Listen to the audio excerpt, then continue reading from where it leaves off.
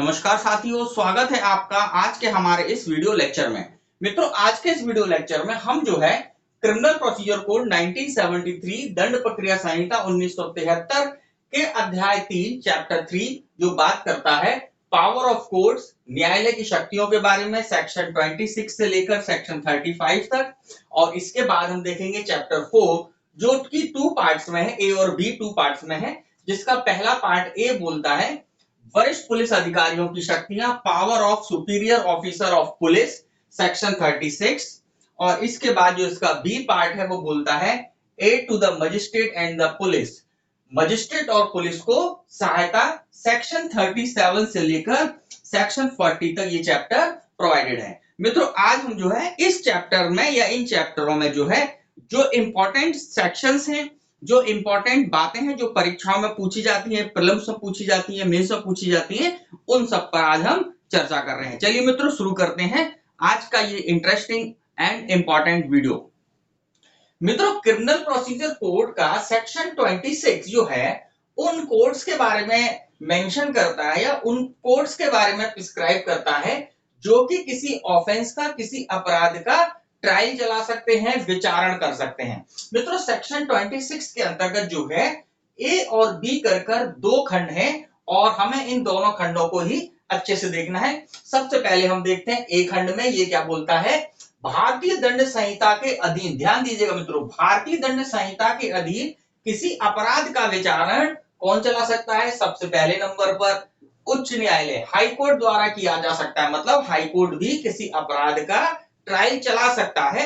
अब इसके बारे में प्रोविजन जो है सेक्शन 474 में प्रिस्क्राइब है कि हाईकोर्ट अगर किसी अपराध का विचारण चलाना चाहता है तो वह उस प्रक्रिया के द्वारा, उस ट्रायल के द्वारा चला सकता है जो कि सेशन न्यायालय अनुपालन करती है। मतलब जो ट्रायल की प्रक्रिया सेशन न्यायालय जो है जिसका अनुपालन करती है, उसी प्रक्रिया का अनुपालन करते हुए उच्च न्यायालय भी, हाई कोर्ट भी ट्रायल चला सकता है। तो यहां पर यह बात क्लियर हुई। इसके बाद कहा है सेशन न्यायालय द्वारा किया जा सकता है। मतलब भारतीय दंड संहिता के अधीन अपराधों का विचारण सेशन न्यायालय भी सुन सकता है। और तीसरे नंबर पर बोला किसी अन्य ऐसे न्यायालय द्वारा किया जा सकता है जिसके द्वारा उसका विचारण प्रथम अनुसूची में दर्शित किया गया हो। मतलब कि और भी वो न्यायालय भारतीय दंड संहिता के अधीन अपराधों का विचारण सुन सकते हैं, कर सकते हैं, जिसके बारे में फर्स्ट शेड्यूल जो सीआरपीसी में सबसे लास्ट में 2 शेड्यूल्स हैं, जिसमें फर्स्ट शेड्यूल जो है उन न्यायालयों का उल्लेख करती है जो कि अपराधों का विचारण कर सकते हैं। तो यहां पर आप ये ध्यान रखिएगा। अब इसके बाद इसमें एक परंतु जुड़ा हुआ है।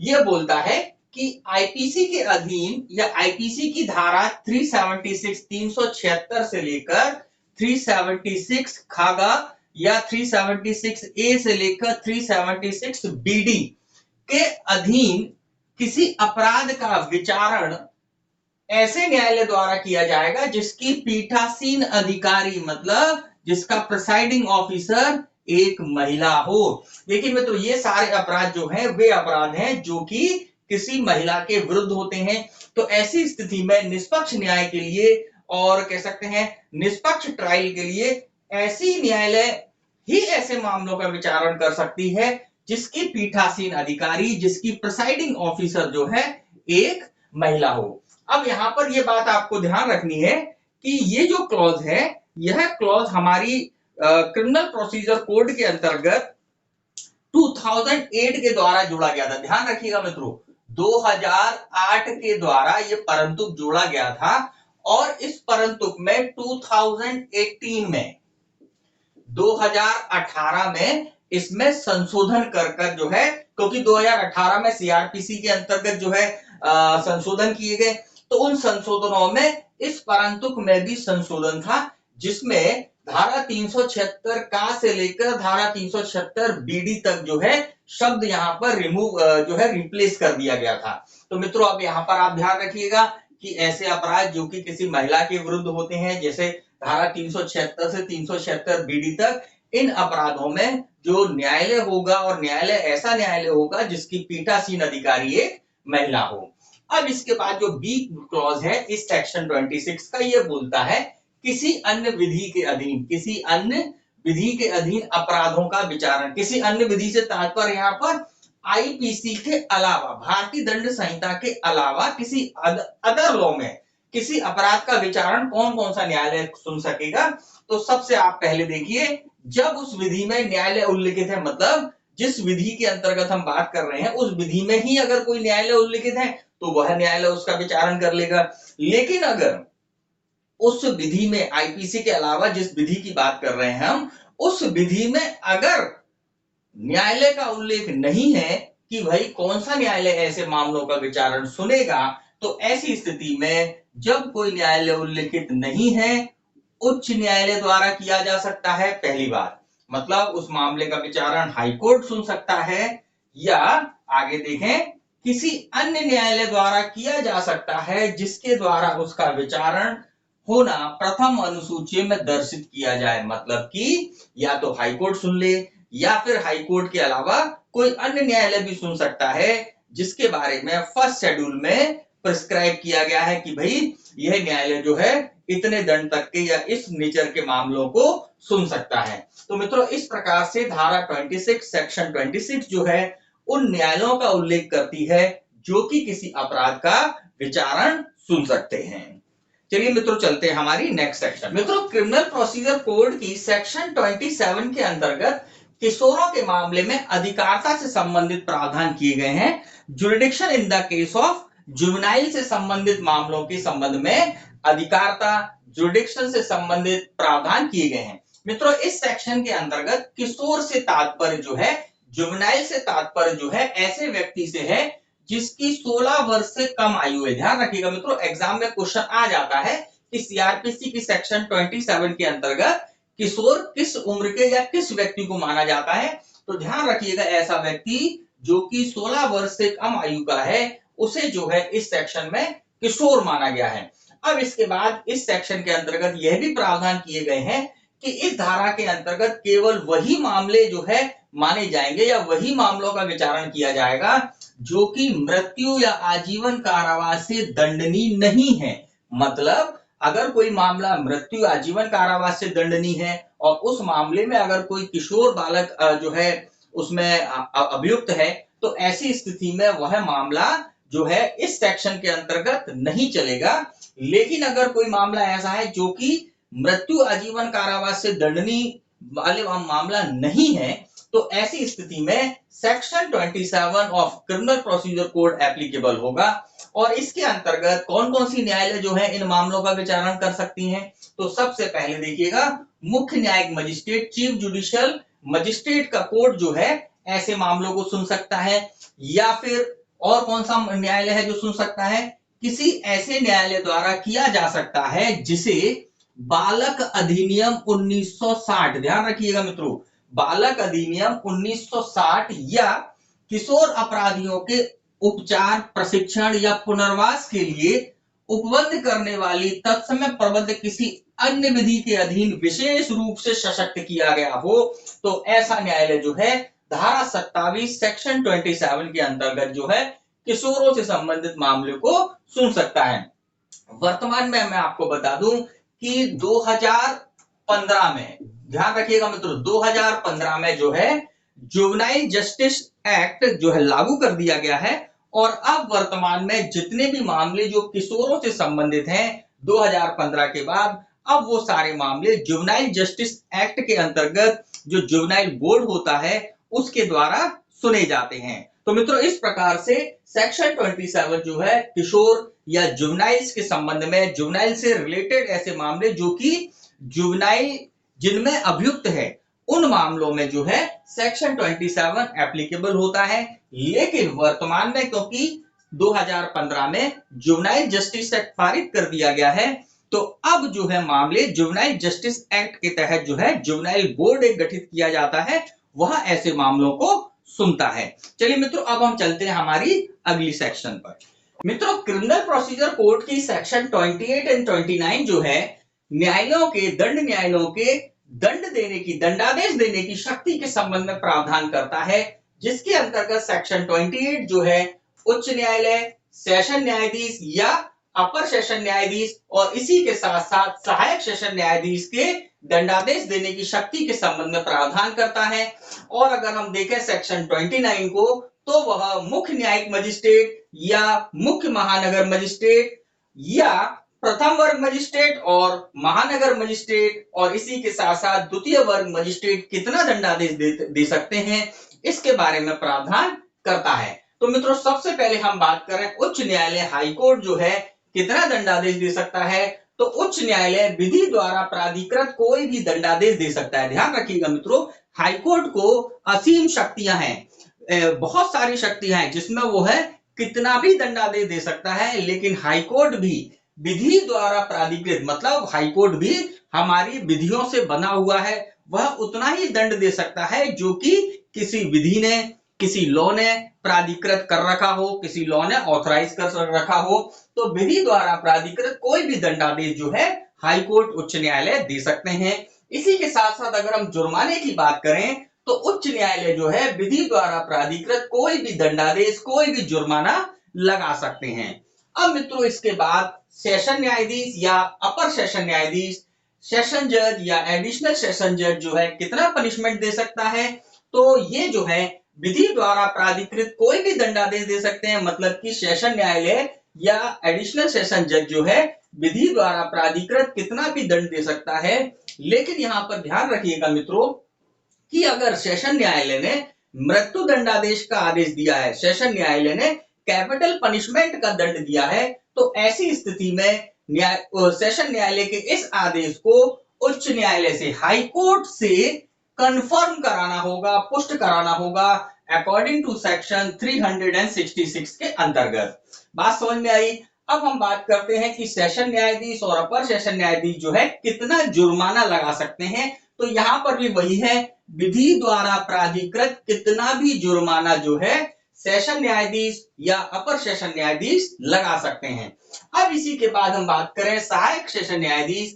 तो मित्रों, सहायक सेशन न्यायाधीश जो है 10 वर्ष तक का कारावास दे सकता है और इसी के साथ साथ विधि द्वारा प्राधिकृत कितना भी जुर्माना लगा सकता है। लेकिन ये तो मैंने आपको मोटी बात बताई कि 10 वर्ष तक का दंडादेश दे सकता है, लेकिन बेयर एक्ट में हमारे जो कानून में जो भाषा, जो लैंग्वेज यूज की गई है वह इस प्रकार है, सहायक सेशन न्यायाधीश मृत्यु या आजीवन कारावास या 10 वर्ष से अधिक की अवधि के सिवाय, ध्यान रखिएगा मित्रों, अधिक की अवधि के सिवाय विधि द्वारा प्राधिकृत कोई भी दंडादेश दे सकता है। और अगर इस लैंग्वेज को मैं सरल भाषा में बोलूं तो हम कह सकते हैं कि सहायक सेशन न्यायाधीश जो है 10 वर्ष तक का दंडादेश दे सकता है और जुर्माना भी लगा सकता है जितना उसको विधि द्वारा प्राधिकृत किया गया है।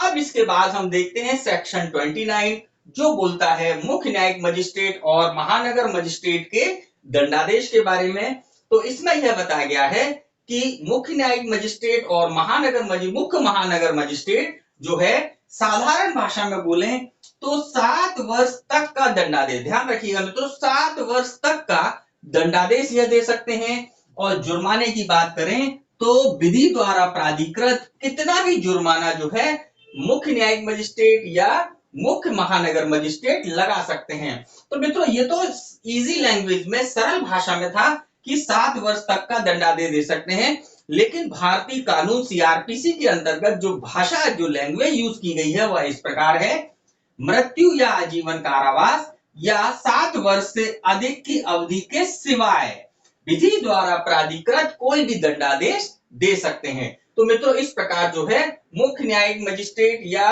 मुख्य महानगर मजिस्ट्रेट दंडादेश इतना दे सकते हैं।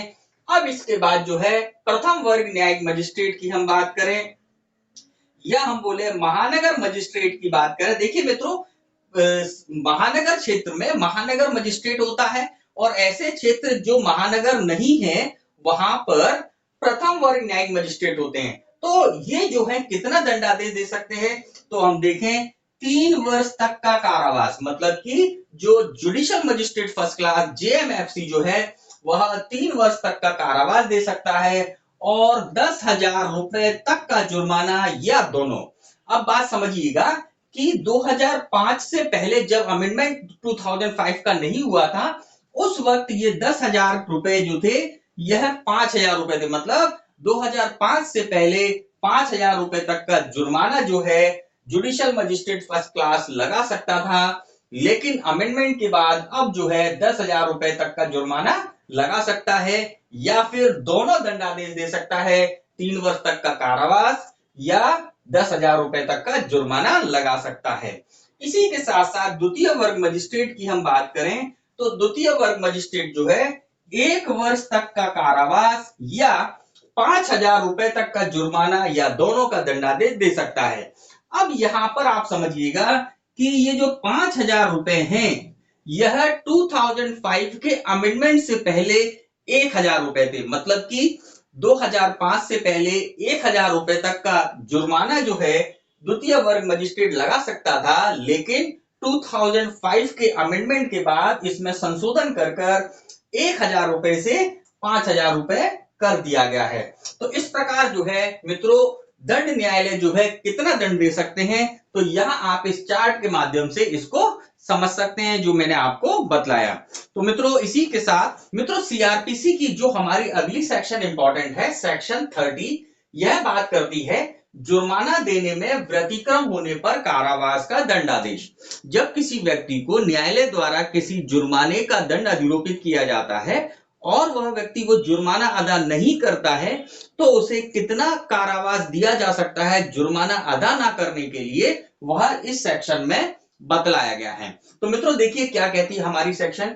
इस सेक्शन का क्लॉज 1 जो है ये कहता है किसी मजिस्ट्रेट का न्यायालय जुर्माना देने में व्यतिक्रम होने पर इतनी अवधि का कारावास अधिनिर्णित कर सकता है जो विधि द्वारा प्राधिकृत है। अब आप इसको समझिएगा कि ये जो सेक्शन है यह सेक्शन केवल मजिस्ट्रेटों के न्यायालयों पर एप्लीकेबल होती है। यह सेक्शन एडिशनल सेशन जज, असिस्टेंट सेशन जज के न्यायालयों पर एप्लीकेबल नहीं है। यह सेक्शन केवल मजिस्ट्रेटों के न्यायालय पर एप्लीकेबल है। इसके बाद दूसरी इंपॉर्टेंट बात इसमें यह है कि मजिस्ट्रेट जो है कितना कारावास का दंड दे सकता है, जो कि विधि द्वारा प्राधिकृत है। अब विधि द्वारा प्राधिकृत मतलब कि किसी भी लॉ में जुर्माना ना अदा करने के लिए जितना कारावास का दंडादेश की व्यवस्था है उसी के अनुसार जो है मजिस्ट्रेट जो है कारावास लगा सकते हैं। जैसे कि आईपीसी की सेक्शन 67 ये बताती है कि अगर किसी व्यक्ति के ऊपर आईपीसी के अंतर्गत कोई जुर्माना लगाया गया है और वह व्यक्ति जुर्माना अदा ना करे तो उसकी लिमिट क्या होगी। अगर 50 रुपए तक का जुर्माना लगाया गया है तो ऐसी स्थिति में उस व्यक्ति को 2 महीने तक का कारावास का दंड दिया जा सकता है जुर्माना ना देने पर। अगर 100 रुपए तक का जुर्माना लगाया है तो अगर ना अदा करे तो 4 महीने तक का कारावास हो सकता है। अगर 100 रुपए से अधिक का जुर्माने का दंड है और वह व्यक्ति नहीं देता है तो 6 माह तक का कारावास का दंडादेश दिया जा सकता है। तो ये आईपीसी में व्यवस्था है। इसी प्रकार से अन्य किसी लॉ में अगर इसी प्रकार की व्यवस्था है कि जुर्माना ना अदा करने पर व्यक्ति को इतना कारावास दिया जा सकता है, तो उसके अनुसार यहाँ पर मजिस्ट्रेट उस व्यक्ति के ऊपर कारावास का दंड लगा सकता है।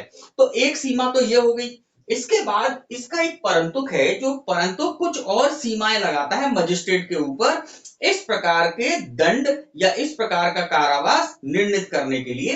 तो वह क्या सीमा है, तो एक क्लॉज इसका बोलता है धारा 29 के अधीन मजिस्ट्रेट की शक्ति से अधिक नहीं होगा। मतलब कि जुर्माना अदा ना करने पर जो कारावास लगाया जा रहा है, जो कारावास का दंडादेश दिया जा रहा है, वह दंडादेश मजिस्ट्रेट की शक्ति जो सेक्शन 29 में जो मजिस्ट्रेटों को दंड देने की शक्ति है, कारावास देने की शक्ति है, उससे अधिक नहीं होंगे।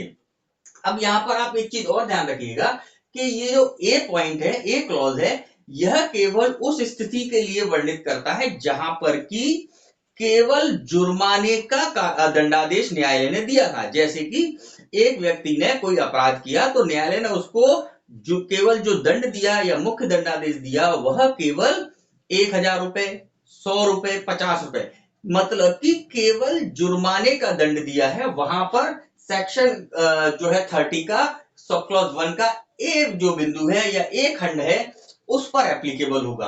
अब बी में क्या बताया गया है? बी में ये कहा गया है जहां कारावास मुख्य दंडादेश के भाग के रूप में अधिनिर्णित किया गया है वहां उस कारावास की अवधि 1/4 से अधिक ना होगी जिसको मजिस्ट्रेट उस अपराध के लिए ना कि जुर्माना देने में व्यतिक्रम होने पर के तौर पर देने के लिए सक्षम है।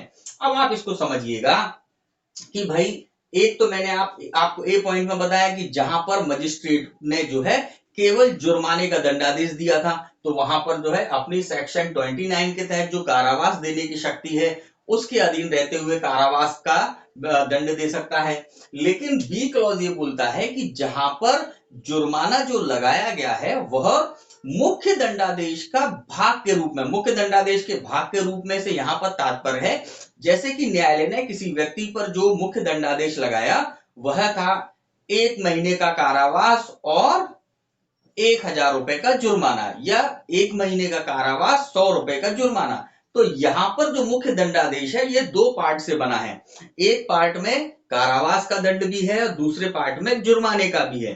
तो यहां पर अगर वह व्यक्ति जुर्माना अदा नहीं करता, देखिए कारावास के लिए तो जेल भेज देंगे, जेल में भुगत जाएगा, लेकिन जुर्माना उससे वसूलना है। तो अगर वह व्यक्ति जुर्माना अदा ना करे तो मजिस्ट्रेट ऐसे व्यक्ति को कारावास की व्यवस्था भी कर सकता है। तो वह यहां पर बी पॉइंट में कवर होगा। तो क्या कहता है, जहां कारावास मुख्य दंडादेश के भाग के रूप में निर्णित किया गया है वहां उस कारावास की अवधि के 1/4 से अधिक ना होगी जो मजिस्ट्रेट उस अपराध के लिए देने के लिए सक्षम है। मान लीजिए कि किसी अपराध को के लिए मजिस्ट्रेट जितना अधिकतम दंड देने के लिए सक्षम है, मतलब कि अगर जुडिशियल मजिस्ट्रेट फर्स्ट क्लास की बात करें तो यह 3 साल तक का दंड दे सकता है, इसकी अधिकतम शक्ति है। लेकिन कोई अपराध अगर 2 साल तक के दंड से दंडनीय है, मतलब कि मजिस्ट्रेट की अधिकतम शक्ति तो 3 साल है लेकिन उस अपराध के लिए मजिस्ट्रेट अधिकतम 2 साल का दंड दे सकता है। तो ऐसी स्थिति में जुर्माना ना अदा करने के लिए जो दंड लगाया जाएगा वह इसका लगाया जाएगा 2 साल का 1/4 हम कर देंगे और जितना दंड बनेगा उतने तक का मजिस्ट्रेट जो है बी क्लॉज के अंतर्गत इसके अधीन जो है जुर्माना लगा सकता है। तो अब आपको बात क्लियर होगी। लेकिन हाँ, यहां इसका रिवर्स भी हो सकता है कि जुडिशियल मजिस्ट्रेट अधिकतम जो दंड देने की शक्ति है उस अपराध में अधिकतम दंड भी दे सकता है, लेकिन अगर वह प्रिस्क्राइब नहीं है तो नहीं दे सकता। बात बहुत सिंपल सी है कि मजिस्ट्रेट की शक्ति जो है जितनी भी है अधिकतम, लेकिन वह किसी अपराध में उतना ही अधिकतम दंड दे सकता है जितना कि उस अपराध के लिए व्यवस्था की गई है। तो जो व्यवस्था की गई है उसका 1/4। अब यहां पर आप जब सेक्शन 30 का क्लॉज 1 का बी देखेंगे तो इसमें आप जो है इसके साथ साथ आईपीसी की सेक्शन 65 भी देखिएगा, क्योंकि उसमें यह व्यवस्था की गई है। ध्यान रखिएगा, सेक्शन 65 ऑफ आईपीसी, उसमें यह कहा गया है कि अगर कोई व्यक्ति जुर्माना अदा नहीं करे तो ऐसी स्थिति में उस व्यक्ति के ऊपर जो है कितना कारावास लगाया जा सकता है। तो उन्होंने कहा उस अपराध का जिसके उस पर विचारण चला, जिसमें उसको दंड मिला, उस अपराध में जो अधिकतम दंड है उसका 1/4। बात समझ में आई? वहां पर क्या था, उस अपराध का जो उस मामले में या उस अपराध में जो अधिकतम दंड हमारे कानून ने व्यवस्था की है उसका 1/4 तक लगा सकते हैं। एक सीमा वो हो गई और दूसरी सीमा यहां पर दे दी कि भाई मजिस्ट्रेट उस अपराध में जो भी अधिकतम दंड दे सकता है, जो मजिस्ट्रेट अपनी शक्ति के तहत दे सकता है, उसका 1/4 तक का जो है जुर्माना ना अदा करने के लिए कारावास का दंडादेश दिया जा सकता है। तो आप यहां पर इस चीज को समझ लीजिएगा। लेकिन अगर सारे क्लॉज को एक साथ रखें तो कौन सा कारावास लगाया जाएगा? ध्यान रखिए, जो सबसे कम होगा, ऐसा नहीं जो सबसे ज्यादा होगा वो लगाना नहीं। अगर जितने भी क्लॉजेज हैं उन सबको एक साथ रख लिया जाए कि भाई किसके तहत जुर्माना लगाए, सबके तहत अलग अलग सीमाएं बन रही हैं, तो सबसे कम वाली लिमिट का आधा 1/4 जो है लगा सकते हैं। अब इसके बाद जो क्लॉज 2 है यह बोलता है इस धारा के अधीन अनिर्णित कारावास उस मजिस्ट्रेट द्वारा सेक्शन 29 के अधीन अधिनिर्णित की जा सकने वाली अधिकतम अवधि के कारावास के मुख्य दंडादेश के अतिरिक्त होगा। मतलब कि बहुत सिंपल सी बात है कि सेक्शन 30 में जुर्माना ना अदा करने के लिए जो कारावास का दंड दिया जाता है वह मुख्य कारावास के दंड के अतिरिक्त होता है, एडिशनल होता है। तो आपको बात ये क्लियर हुई। यहाँ पर जो है हमने सेक्शन 30 को आपको बहुत ही इजी लैंग्वेज में समझाया। अगर आपके कोई और डाउट है तो आप हमको जो है मैसेज कर सकते हैं, हमको बता सकते हैं, जिससे कि हम आपके डाउट्स क्लियर कर दें। तो मित्रों चलते हैं हमारी अगली इंपॉर्टेंट सेक्शन के ऊपर। मित्रों सीआरपीसी की हमारी जो अगली सेक्शन है इंपॉर्टेंट, वह है सेक्शन 31। मित्रों ये सेक्शन जो है प्री एग्जाम के लिए, मेंस एग्जाम के लिए, इंटरव्यू के लिए भी इंपॉर्टेंट है और इसी के साथ साथ यह जजमेंट राइटिंग में भी उपयोग में आती है। तो आप इस सेक्शन को ध्यान से देखिएगा। और मैं आपको बता दूं 2013 के एमपी एडीजे के एग्जाम में जो है मेंस के एग्जाम में इससे क्वेश्चन भी बन चुका है। तो मित्रों देखते हैं क्या कहती है सेक्शन 31। मित्रों सेक्शन 31 जो है कहती है एक ही विचारण में कई अपराधों के लिए दोष सिद्ध होने के मामले में दंडादेश। जब कभी किसी व्यक्ति को एक विचारण में एक से अधिक अपराधों के लिए दंडित किया जाता है, दोषित किया जाता है, तो ऐसी स्थिति में उसे किस प्रकार से दंड देंगे, उसको जो है एक से अधिक अपराधों में जो दंड दिए जाएंगे उनकी प्रकृति कैसी होगी, वो दंड कैसे चलेंगे, इन सब के बारे में यह सेक्शन प्रावधान करती है। मित्रों सीआरपीसी के अंतर्गत सेक्शन 218 से लेकर सेक्शन 220 तक ज्वाइंडर ऑफ चार्जेस के बारे में बताया गया है, आरोपों के संयोजन के बारे में बताया गया है। बेसिकली आप समझें कि इस सेक्शन का उपयोग उन्हीं मामलों में होता है जहां पर कि एक मामले में, एक ट्रायल में एक से अधिक चार्जों को ज्वाइंट कर मतलब ज्वाइंडर ऑफ चार्ज कर जब ट्रायल चलाई जाती है, तो एक से अधिक मामलों में जब दंडादेश दिया जाता है, दोष सिद्ध होने के बाद जब दंडादेश दिया जाता है, तब सेक्शन 31 उपयोग में आती है। तो मित्रों देखते हैं सेक्शन 31 क्या कहती है। मित्रों सेक्शन 31 के 3 उपधाराएं हैं, मतलब कि धारा 31 में 3 उपधाराएं हैं, जिसमें पहली उपधारा हमने यहां पर पहली उपधारा को जो है उसके पॉइंट्सों को निकाल लिया है, उसको टुकड़े कर दिए हैं, जिससे कि अपन जब इसको पढ़ें तो अपने को पूरी धारा, पूरा सेक्शन जो है क्लियर हो जाए। तो क्या कहती है देखते हैं। जब एक विचारण में कोई व्यक्ति 2 या अधिक अपराधों के लिए दोषित किया जाता है, मतलब कि ये सेक्शन एप्लीकेबल तब होगी जब विचारण तो एक ही होगा और उस विचारण में एक व्यक्ति को 2 या 2 से अधिक अपराधों के लिए जब दोषित किया जाए, तब ऐसी स्थिति में सेक्शन 31 एप्लीकेबल होगी।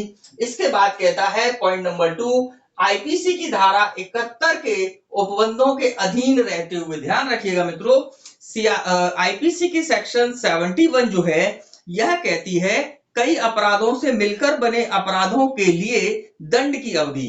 तो इसमें यह बताया गया है कि जब कोई एक अपराध घटित होता है तो उस अपराध में अगर कई सारे छोटे छोटे भाग हैं, वह अपराध कई सारे छोटे छोटे कार्यों के भागों से मिलकर बना है और वह भाग अपने आप में एक अपराध हो, तो ऐसी स्थिति में हम जो दंड देंगे या जो दंड दिया जाएगा वह उस मुख्य अपराध के लिए दिया जाएगा, ना कि उन छोटे छोटे भागों के लिए। उदाहरण के रूप में हम देखें कि मान लीजिए ए ने बी को गंभीर उपहति कारित की। गंभीर उपहति कारित करने में ए ने जो है बी के ऊपर 10 लाठियों से वार किया, मतलब 10 बार प्रहार किया लाठियों से।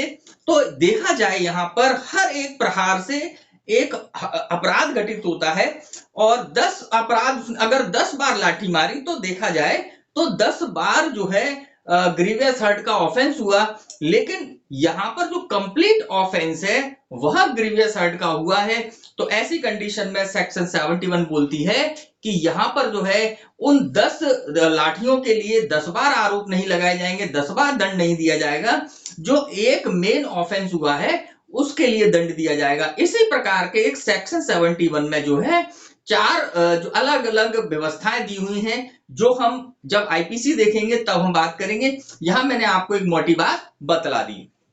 अब यहां पर कहा गया है कि आईपीसी की सेक्शन 71 के उपबंधों के अधीन रहते हुए सेक्शन 31 एप्लीकेबल होगी। मतलब कि धारा 71 आईपीसी को ध्यान में रखते हुए उसके प्रावधानों को जो है डिस्टर्ब ना करते हुए इस सेक्शन को, सेक्शन 31 को लागू करना है। अब तीसरी जो पॉइंट है सब क्लॉज 1 का, वो ये कहता है न्यायालय उसे उन अपराधों के लिए विहित विभिन्न दंडों में से उन दंडों के लिए जिन्हें देने के लिए ऐसा न्यायालय सक्षम है दंडादेश दे सकता है। यहां पर आप ध्यान रखिए कि न्यायालय उसे का मतलब है ऐसा व्यक्ति जिसे एक विचारण में एक से अधिक मामलों के लिए दंडादेश या उसे दोषित किया गया है, वहां उसे अपराध के लिए विहित विभिन्न दंडों में से, मतलब कि एक से अधिक दंडों में से उन दंडों के लिए, किन दंडों के लिए, जिन्हें न्यायालय देने के लिए सक्षम है। ध्यान रखिएगा, एक से अधिक अपराध सिद्ध हो गए हैं और उनमें न्यायालय को दंड देना है, तो उन्हीं मामलों में, उन सब मामलों में दंड दे सकती है जिसमें न्यायालय दंड देने के लिए सक्षम है, दंडादेश दे सकती है। बात क्लियर हुई।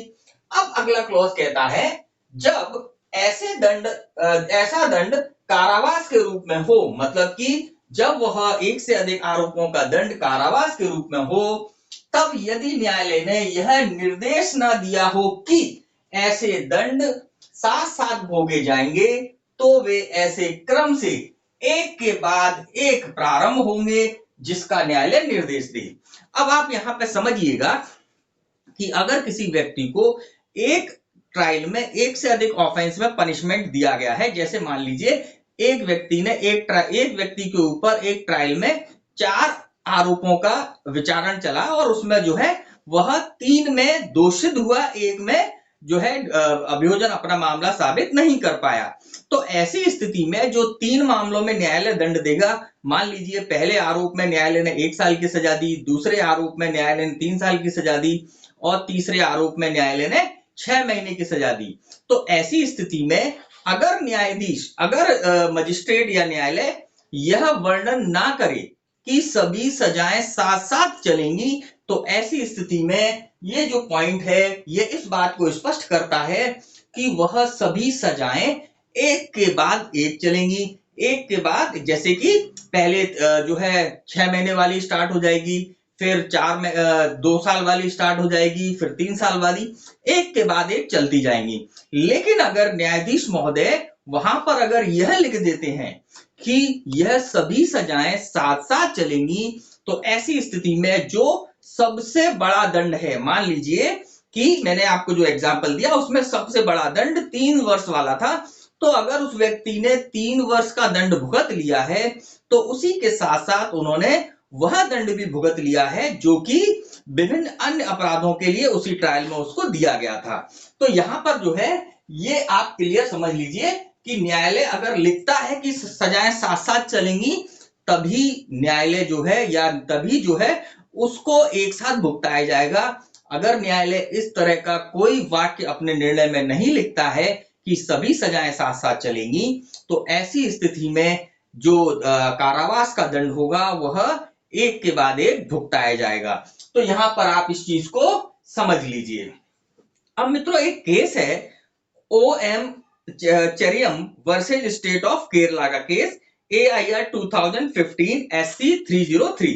मैं केस फिर से दोहरा देता हूं, OM Cherian versus state of Kerala AIR 2015 SC 303।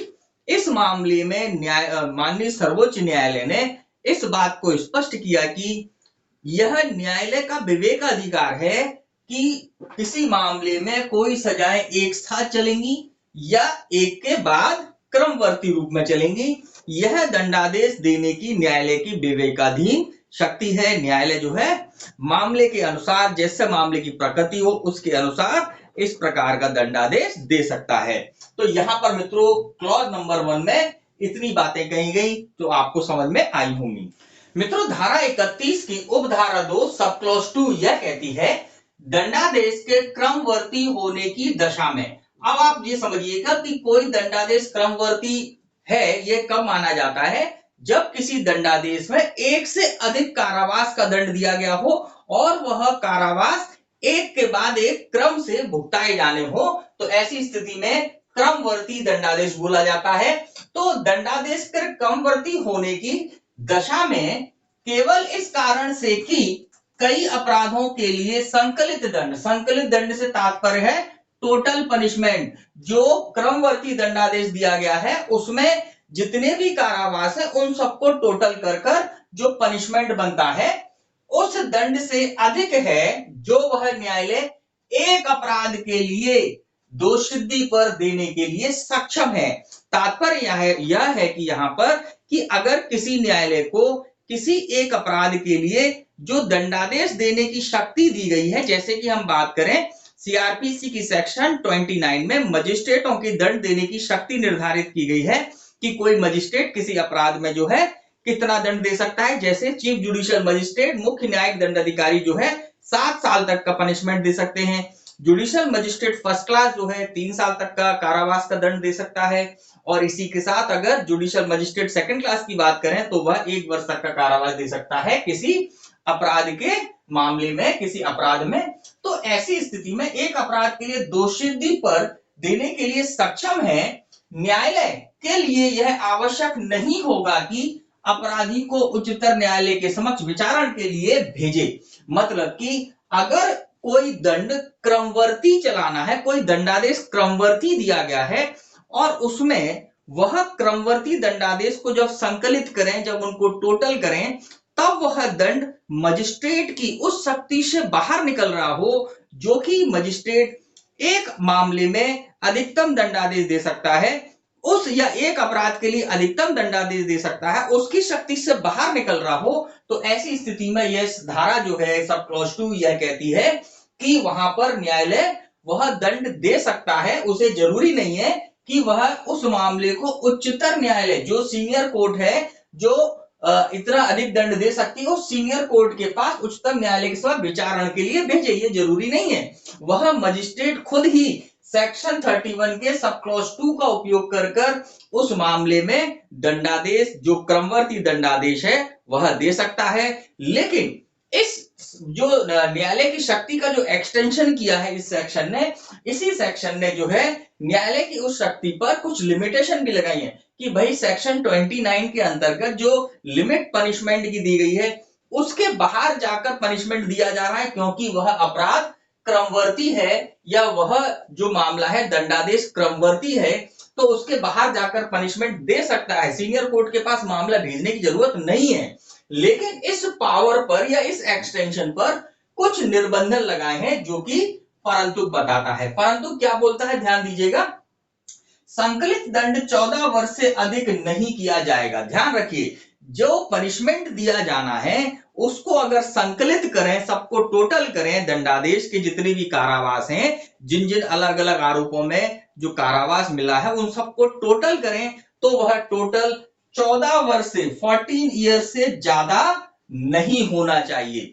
एक केस है जो आप लिख लीजिए, Chatar Singh versus state of MP AIR 2007 SC 319।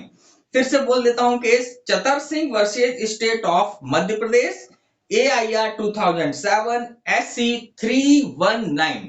इस केस में माननीय सर्वोच्च न्यायालय ने यह कहा कि जहां पर कि कोई दंडादेश जो है क्रमवर्ती दिया गया है, जिसमें एक से अधिक कारावासों में दंड दिया गया है, उनमें संकलित दंड 14 वर्ष से अधिक नहीं हो सकता। अगर वह 14 वर्ष से अधिक है तो ऐसा दंडादेश सेक्शन 31 का उल्लंघन करता है और वह दंडादेश निरस्त किए जाने योग्य है। तो Chatar Singh versus state of MP के केस में जो है चतर सिंह को 20 साल का कारावास दिया गया। ध्यान रखिएगा, टोटल जो पनिशमेंट था, संकलित दंड था, वह टोटल 20 साल 20 इयर्स का था। तो ऐसी स्थिति में माननीय सर्वोच्च न्यायालय ने उस दंडादेश को निरस्त कर दिया था। तो आप केस ध्यान रखिएगा। अब आगे चलते हैं कि आगे यह सेक्शन क्या बोलती है। इसका बी पॉइंट बोलता है, परंतु का यह बोलता है संकलित दंड उस दंड की मात्रा के दुगने से, ध्यान रखिएगा, डबल से, दुगने से अधिक ना होगा जिसे एक अपराध के लिए देने के लिए वह न्यायालय सक्षम है। जैसे कि किसी मामले में एक अपराध के लिए न्यायालय जितना दंड देने के लिए सक्षम है उसके डबल से ज्यादा पनिशमेंट नहीं दिया जा सकता। अब आप यहां पर समझिएगा, मान लीजिए कि सेक्शन 29 में जो सीजेएम साहब है वह अधिकतम कितना दंड दे सकते हैं, 7 साल। तो 7 साल का डबल करें तो कितना, 14 साल। मतलब अगर मजिस्ट्रेट महोदय सीजेएम साहब को क्रमवर्ती दंडादेश देना है या ऐसा दंडादेश देना है जिसमें एक से अधिक अपराधों के लिए दंड दिए गए, कारावास दिए गए हैं, तो वहां पर पहली सीमा तो 14 वर्ष वाली लगी है। दूसरी सीमा उन्होंने कही जो न्यायालय की दंड देने की शक्ति है उसके डबल से ज्यादा नहीं होगी। मतलब कि सीजेएम साहब 14 साल से ज्यादा पनिशमेंट नहीं दे सकते, क्योंकि 7 साल का दुगना कितना होगा, 14 साल। अगर इसी की तरह हम देखें जुडिशियल मजिस्ट्रेट फर्स्ट क्लास की बात करें, तो जुडिशियल मजिस्ट्रेट फर्स्ट क्लास कितना दंडादेश दे सकता है, आपको पता है सेक्शन 29 में मैंने आपको बताया था 3 साल तक का अधिकतम दंडादेश दे सकता है किसी मामले में। तो 3 साल का दुगना कितना होगा, 6 साल। इसी प्रकार जुडिशियल मजिस्ट्रेट सेकंड क्लास कितना दे सकता है, 1 साल। 1 साल का दुगना कितना होगा, 2 साल। तो इन सीमाओं के अधीन रहते हुए न्यायालय जो है अपना क्रमवर्ती दंडादेश दे सकता है, जिसमें संकलित दंड जो होगा वह कितना हो सकता है। पहला पॉइंट है 14 वर्ष से अधिक नहीं होगा। दूसरा पॉइंट है मजिस्ट्रेट की दंड देने की शक्ति से दुगने से अधिक नहीं होगा, डबल से ज्यादा नहीं होगा। तो यहां पर जो है ये सारे पॉइंट सेक्शन 31 के सब क्लॉज 2 में बतलाए हैं। अब इसके बाद एक क्लॉज और है, क्लॉज 3 सेक्शन 31 का, उसमें कहा गया है, मैं पढ़ देता हूं। किसी दोषित व्यक्ति द्वारा अपील के प्रयोजन के लिए, मतलब किसी व्यक्ति को कन्विक्टेड कर दिया गया है और उसे जो है क्रमवर्ती दंडादेश दिया गया है और वह अपील करना चाहता है, तो अपील के प्रयोजन के लिए उन क्रमवर्ती दंडादेशों का योग, मतलब जो उसे क्रमवर्ती दंड दिए गए उन सबका टोटल करेंगे, तो जो योग आएगा जो इस धारा के अधीन उसे उसके विरुद्ध दिया गया है एक दंडादेश समझा जाएगा। मतलब अपील करने के लिए अगर उसे अपील करना है तो अपील कहां होगी, कैसे होगी, इसके लिए उसको कैसे आकलन करना है, उन क्रमवर्ती दंडादेशों को ऐड कर टोटल कर जो टोटल पनिशमेंट बनता है उस पनिशमेंट का जिस न्यायालय में अपील होगी वहां पर उसको करना होगी। और यहां पर उन्होंने साफ कह दिया कि अपील के प्रयोजनों के लिए क्या होगा, टोटल पनिशमेंट को ध्यान रखा जाएगा, टोटल पनिशमेंट के आधार पर लगाया जाएगा। तो ये जो सेक्शन है 31 यहां पर हमने आपको क्लियर की। और अब हम जो है, अच्छा इसमें एक केस और है जो आप देख लीजिएगा, यहां पर जो कारावास शब्द उपयोग किया गया, देखिए कारावास, जब ऐसे दंड कारावास के रूप में हो, तो यहां पर ध्यान दीजिएगा एक केस और है जिसमें केस का नाम लिखिए, Kamalanand versus state of Tamil Nadu, AIR 2005 का केस है, SC 2132। इस केस में माननीय सर्वोच्च न्यायालय ने यह कहा कि सेक्शन 31 के अंतर्गत जो कारावास का शब्द जो उपयोग किया गया है इसमें आजीवन कारावास भी सम्मिलित है, मतलब कि इम्प्रिजमेंट के अंतर्गत लाइफ इम्प्रिजमेंट भी इंक्लूडेड है। अब एक प्रश्न यह उत्पन्न होता है कि मान लीजिए किसी व्यक्ति को क्रमवर्ती दंडादेश दिए गए हैं जिनमें से एक दंडादेश, ध्यान रखिएगा यह हम कहें एक दंडादेश में कई सारे कारावास का दंड दिया गया है, आपका कई सारे चार्जेस में, उन चार्जेस में से एक में जो दंड मिला है वह लाइफ इम्प्रिजमेंट है और अन्य में अन्य चार्जों में दंड मिले हैं वह जो है किसी टाइम पीरियड के लिए पनिशमेंट है। तो ऐसी स्थिति में क्या सेक्शन 31 एप्लीकेबल होगा या नहीं, तो ध्यान रखिएगा लाइफ इम्प्रिजमेंट का मतलब होता है शेष जीवन का कारावास, remaining life of the person. तो ऐसी स्थिति में वह कब उसकी लाइफ कंप्लीट होगी, कब वो, अगर लाइफ कंप्लीट हो जाती है मान लीजिए, तो क्या उसके बाद न्यायालय दंडादेश भुगता सकता है, नहीं भुगता सकता। तो ऐसी स्थिति में वहां पर सेक्शन 31 एप्लीकेबल नहीं होती है जहां आजीवन कारावास का दंड उन क्रमवर्ती कारावासों में से एक है। तो यहां पर यह बात क्लियर हुई। तो मित्रों इस प्रकार से सेक्शन 31 यहां पर हमने कंप्लीट की। अब हम चलते हैं हमारी नेक्स्ट सेक्शन पर। क्या कहते हैं, मित्रों चैप्टर 3 का जो लास्ट इंपॉर्टेंट सेक्शन है सेक्शन 35, इससे जो है प्रीलिम्स एग्जाम में क्वेश्चन पूछा गया है, मेंस में अभी तक कोई क्वेश्चन नहीं बना है। ये कहता है न्यायाधीशों और मजिस्ट्रेटों की शक्तियों का उनके पद उत्तरवर्ती सक्सेसर इन ऑफिस द्वारा प्रयोग कर सकना। मतलब कि आप ध्यान दीजिए, न्यायालय जो है एक ऐसा कार्यालय है जो लगातार काम करते रहते हैं और जो शक्तियां दी जाती हैं वह न्यायालय को दी जाती हैं या उस पद को दी जाती हैं। तो ऐसी कंडीशन में उस पद पर बैठा हुआ एक व्यक्ति जब चला जाता है, ट्रांसफर हो जाता है, तो उसकी जगह जब दूसरा व्यक्ति उस पद पर बैठेगा तो ऐसी स्थिति में वह शक्तियां जो कि उसके पूर्वत अधिकारी, पूर्वत पीठासीन अधिकारी जो शक्तियों का प्रयोग कर रहा था, वही शक्तियों का प्रयोग जो है, जो अधिकारी, जो व्यक्ति अब उस पर नया ट्रांसफर होकर आया है, वह भी उन्हीं शक्तियों का प्रयोग कर सकता है। यह इस धारा के अंतर्गत व्यवस्था की गई है। अब यहाँ पर प्रश्न ये उत्पन्न होता है कि मान लीजिए जब एक न्यायालय में या एक जिले में एक से अधिक न्यायाधीशों का ट्रांसफर हुआ और उनकी जगह कोई नए न्यायाधीश आ गए, तो ऐसी स्थिति में अगर यह विवाद उत्पन्न हो जाए कि कौन से पोस्ट या कौन से पद का पद उत्तरवर्ती कौन है, मतलब एक से अधिक है तो डिस्प्यूट हो सकता है कि नहीं इस पोस्ट पर मैं हूं, इस पोस्ट पर मैं हूं, इस पोस्ट पर मैं हूं। तो ऐसी स्थिति में अगर ये विवाद न्यायाधीशों के मामलों में हुआ है तो उसका निराकरण जो है, जैसे कि अपर सेशन न्यायाधीश, सहायक सेशन न्यायाधीश, इनके पदों पर अगर इस प्रकार का जो कह सकते हैं एक मतभेद पैदा हो गया है तो इसको निराकृत करने की शक्ति जो है सेशन न्यायालयों का है। सेशन न्यायालय अपने लिखित आदेश से यह स्पष्ट करेगा कि किस पद पर कौन व्यक्ति जो है सक्सेसर इन ऑफिस हुआ है। बात समझ में आई? यही अगर अपन मजिस्ट्रेटों की बात करें तो यहां पर जो है आप देखिएगा कि चीफ जुडिशियल मजिस्ट्रेट, मुख्य न्यायिक दंडाधिकारी जो होता है, इसके पास अपने जिले में जो है एडमिनिस्ट्रेटिव फंक्शंस, एडमिनिस्ट्रेटिव पावर्स भी होते हैं।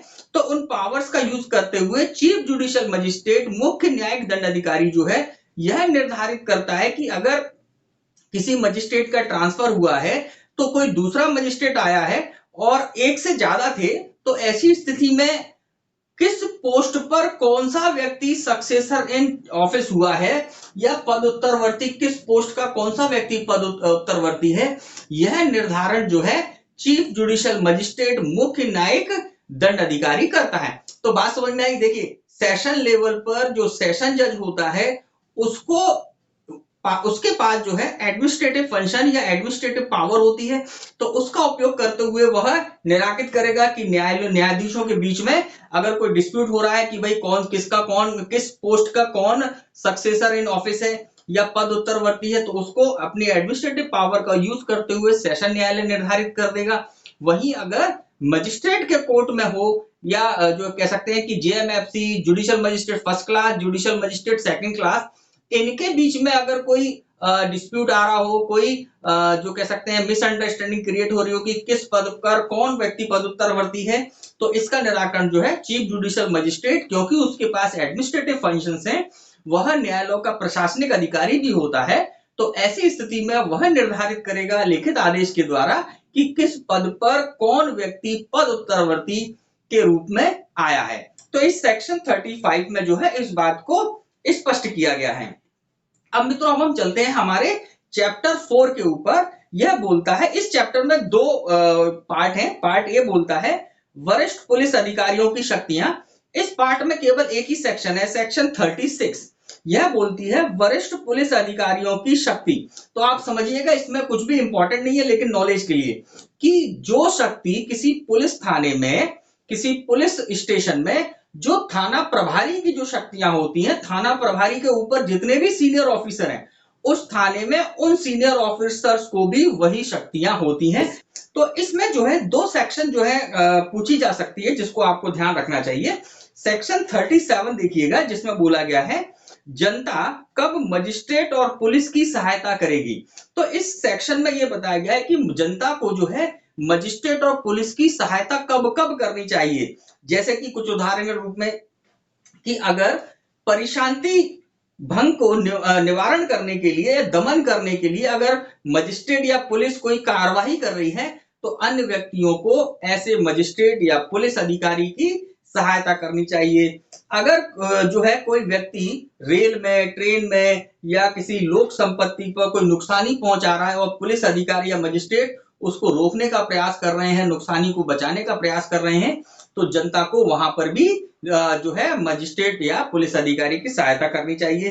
तो इस सेक्शन में सेक्शन 37 में यह बताया गया है। फिर इसके बाद सेक्शन 38 जो है, इसको भी आपको जो अपने नॉलेज में रखना चाहिए। ये कहता है पुलिस अधिकारी से भिन्न ऐसे व्यक्ति को सहायता जो वारंट का निष्पादन कर रहा है। न्यायालय ने किसी व्यक्ति को वारंट का एग्जीक्यूट कराने के लिए, निष्पादन कराने के लिए अगर दिया है और जो व्यक्ति वारंट का निष्पादन कर रहा है उसकी भी सहायता करने की लायबिलिटी, रिस्पॉन्सिबिलिटी किसकी होती है? जनता की होती है, आम लोगों की होती है। अगर वह व्यक्ति जो वारंट का निष्पादन कर रहा है आम किसी व्यक्ति से, जनता से सहायता मांगता है, तो यहां पर जनता का कर्तव्य हो जाता है कि वह उस व्यक्ति की सहायता करे। तो मित्रों, इस प्रकार से चैप्टर 4 में ये दो सेक्शन जो है इंपॉर्टेंट हैं, जो मुझे लगती है कि एग्जाम में पूछी जा सकती हैं। आप एक बार जरूर देखिएगा। मित्रों, इसी के साथ आज का ये वीडियो हम यहीं पर समाप्त करते हैं और आपसे अब मुलाकात होगी हमारे नेक्स्ट वीडियो में, जिसमें हम चैप्टर 5 व्यक्तियों की गिरफ्तारी, अरेस्ट ऑफ पर्संस पर चर्चा करेंगे। चलिए मित्रों, इसी के साथ जय हिंद, जय भारत।